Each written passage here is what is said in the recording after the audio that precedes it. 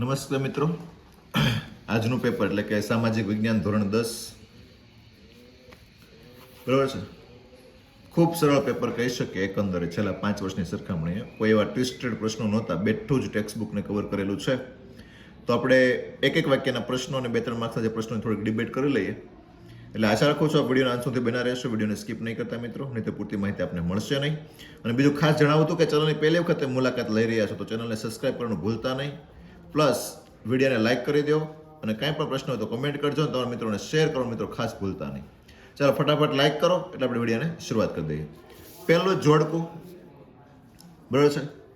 તરણેતર તો સુરેન્દ્રનગર. અને જોડકા મિત્રો લગભગ માર્ક્સ કપાય હોતું જ નહીં, કારણ કે તરણેતર તો બધાય નામ સાંભળેલું જ છે. તો મેરાયુની વાત કરો તો એક જ રાજ્ય સ્થળ વધ્યું જોવો તો એ કયું વધ્યું તો કે બનાસકાંઠા વધ્યું, એટલે 2 માર્ક્સ થઈ ગયા. હવે ગીધ પરિયોજ યોજના તમે કન્ફ્યુઝ થતા હો, પણ માનવ ઉપયોગમાં આવેલ સૌપ્રથમ ધાતુ તાંબુ જ લખવાના છો અને ઉર્જાનો મુખ્ય સ્ત્રોત તમે સૂર્ય જ કરવાના છો, એટલે 4 માર્ક્સ તો મિનિમમ અહીં મળે તેવું આ જોડકું હતું. અને ગીધ પરિયોજનામાં આવશે 2004 મિત્રો, બરાબર છે. ત્યાર પછી વાત કરીએ આપણે ખરા ખોટાની. અથર્વવેદમાં અનેક પ્રકારના કર્મકાંડ અને સંસ્કારનું વર્ણન છે. તો સાચું જ મિત્રો, કર્મકાંડો અને સંસ્કારનું વર્ણન છે ને અથર્વવેદમાં જ કરેલું છે. યજુર્વેદ છે યજ્ઞનો છે, સામવેદ સંગીતનો છે, બરાબર.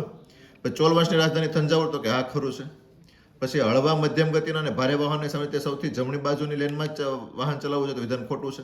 એ ડાબી બાજુ ચલાવવું જોઈએ. પછી સબળા યોજનામાં દર વર્ષે કન્યાઓને વિનામૂલ્યે સાયકલો આપવામાં આવે તો વિધાન ખોટું છે, કારણ કે સરસ્વતી યોજનાની અંતર્ગત આપણને મળે છે. અને બંધારણની કલમ 17 અસ્પૃશ્યતા નાબૂદ કરવામાં આવી છે તો વિધાન ખરું છે મિત્રો. હવે આગળ વાત કરીએ ખાલી જગ્યાની મિત્રો. પણ એની પહેલા એક વાર કહીશ મિત્રો, લાઇક કરવાનું બાકી તો લાઇક પ્લીઝ કરી દેજો. ઈસવીસન ખાલી જગ્યામાં વન્યજીવ લગતો કાયદો કરવામાં આવ્યો તો 1972માં. વિશ્વ ધર્મ પરિષદ ખાલી જગ્યા શહેરમાં યોજવામાં આવી તો શિકાગોની અંદર. ગુજરાતની કરણ અને વણાકબોરી બહિતક યોજના ખાલી જગ્યા નદી પર તો કે મહીસાગર નદી પર છે. આગળ વાત કરીએ આપણે ખાલી જગ્યા જળનો સૌથી વધુ ઉપયોગ સિંચાઈ માટે થાય તો ભૂમિગતનો.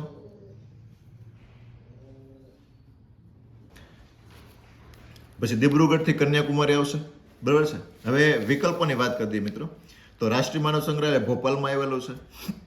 વર્ગખંડમાં કોઈ ડિબેટ ચાલે ખેતતલાડી બાબતે તો કઈ વિધાન સાચું છે તો કે પરમ તે વધુ વૃક્ષો વાવવા આંદોલનનું મહત્વનું અંગ છે તો વિધાન ખોટું આવશે. તે ઉદ્યોગો માટે પાણીનું પ્રાપ્તિ સ્થાન તો પણ વિધાન ખોટું છે. તે જમીન ધોવાણ વધારવાની આધુનિક તકનીક છે તો ધોવાણ વધારવાની તકનીક તો મિત્રો ખોટું થયું. અને તે વૃષ્ટિ સંચયની કંઈક પદ્ધતિ આ વિધાન સાચું આવશે. પૃથ્વી કેટલા ટકા ભાગમાં પાણી છે પૃથ્વીના તો કે 71%, બરાબર છે. આગળ જોઈએ 19મો પ્રશ્ન.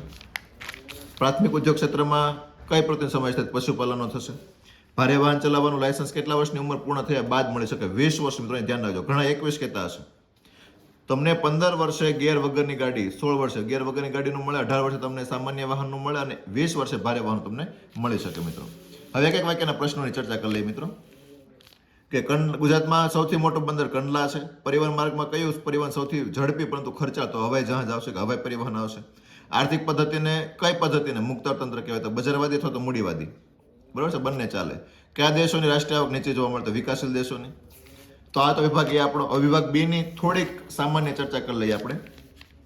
નેગ્રેટોની લાક્ષણિકતાઓ જોઈએ તો વર્ણેશ્યામ, 4 થી 5 ફૂટ ઊંચાઈ અને વાંકડિયાવાળા, બરાબર.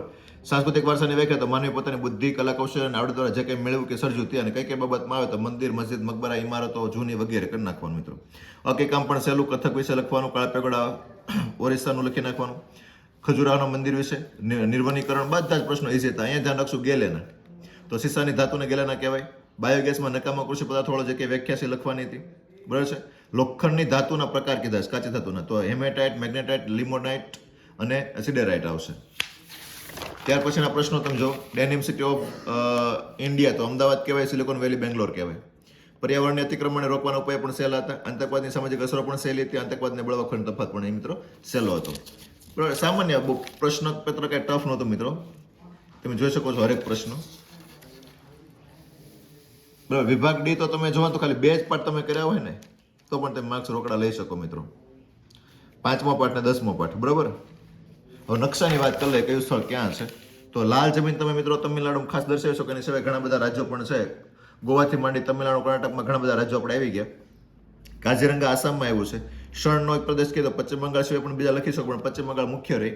અને લોખંડ પોલાદનું છે એમાં ભદ્રાવતી છે, કર્ણાટકની અંદર આવેલું છે મિત્રો, ખાસ ધ્યાન રાખજો. કર્ણાટક રાજ્યમાં આવેલું છે. તો આ આપણે એક વાક્યના પ્રશ્નો. આશા રાખું તમને મજા આવી છે. વિડીયો તમે લાઈક કર્યો છે, શેર કર્યો છે અને કાંઈ પણ પ્રશ્ન તો કોમેન્ટમાં કોમેન્ટ કરી દો મિત્રો.